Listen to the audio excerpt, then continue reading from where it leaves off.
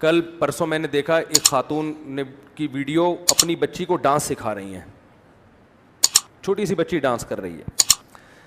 میں نے تبصرہ کیا, میں نے کہا یہ اس بچی کو تباہ نہیں کر رہی, یہ اپنا بڑھاپا برباد کر رہی ہے. یہ کیا کر رہی ہے؟ بچی تو جو بنا دیا اس نے بنا دیا, ماں باپ سکھا رہے ہیں, گانے سکھا رہے ہیں, ڈانس سکھا رہے ہیں.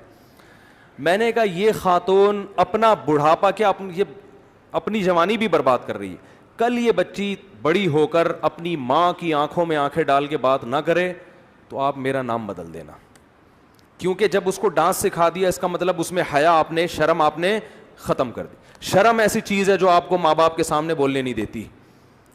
حیا ایسی چیز ہے کہ آپ اپنے باپ کے سامنے اور ماں کے سامنے اونچی آواز سے بات نہیں کرتے. جب آپ اپنی بچی کو بچپن سے یہ انٹرٹینمنٹ سکھا رہی ہو تو یہ بچی آپ سے تمیز سے بات نہیں کرے گی. شاید لاکھوں میں کوئی ایک کر لے, یہ دماغ سے نکال دو. یہ گلے میں پرس لٹکائے گی, امی کو ٹاٹا کرتی ہوئی چلی جائے گی, امی میں جا رہی. بندہ آیا ہوا ہے بائک لے کے, کافی دیر سے کھڑا ہوا ہے.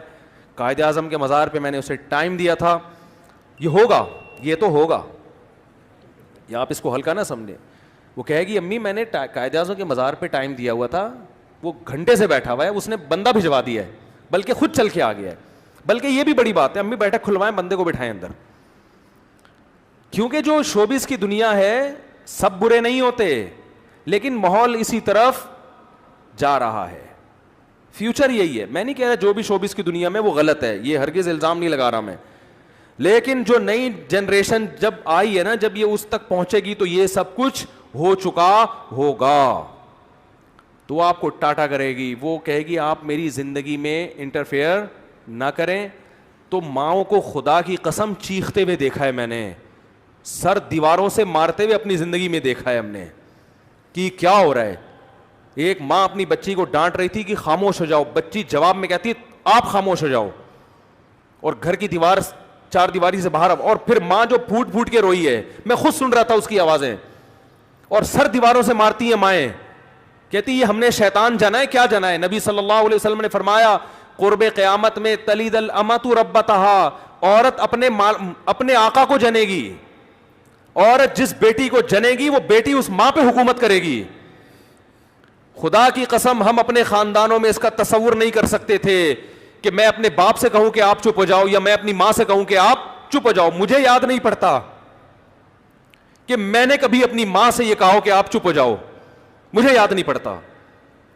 میں نے کبھی اپنے باپ سے یہ کہا کہ آپ, ہمارے والد نے ہمیں ہینٹروں سے مارا بھی ہے, پائپوں سے مارا ہے, ہم نے کبھی اپنے باپ کو الحمدللہ دھمکی, ہم کوئی بہت نیک نہیں ہیں, ہم کوئی بہت نیک نہیں ہیں, لیکن ہمارے باپ نے ہمیں ناچ گانے اور ڈانس نہیں سکھایا, اس نے ہمیں مذہب سکھایا, اس کی برکت تھی.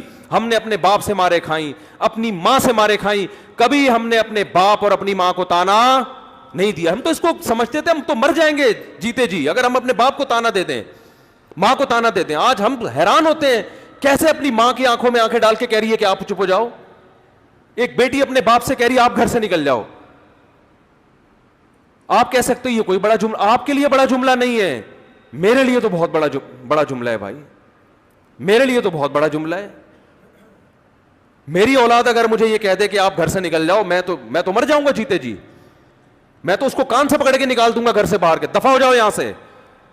پتہ نہیں باپ کیسے برداشت کر رہا ہے یہ تانے, ماں کیسے برداشت کر رہی ہے. یہ وہ لبرلزم ہے جس کی طرف آپ اپنی اولادوں کو چلا رہے ہو. یہ صرف اسٹیج پہ آپ کو مسکراتے ہوئے نظر آتے ہیں, گھروں میں ان کی مسکراہٹیں بولو نہیں ہوتی. یہ دوستوں کے ساتھ مسکراتے ہیں, یہ گرل فرینڈ کے ساتھ اچھا سلوک ہوتا ہے, یہ اپنے باپ اور اپنی ماں کے ساتھ اچھے نہیں ہوتے. ان میں اکثر, سب کی بات نہیں کر رہا میں. تو آپ اپنی بچی کو ڈانس سکھاؤ, لیکن کل پھر یہ توقع نہ رکھنا کہ یہ آپ سے تمیز سے بات کرے گی, اور یہ آپ کے اس احسان کا بدلہ بھی نہیں مانے گی جس کو آپ احسان سمجھ رہے ہو.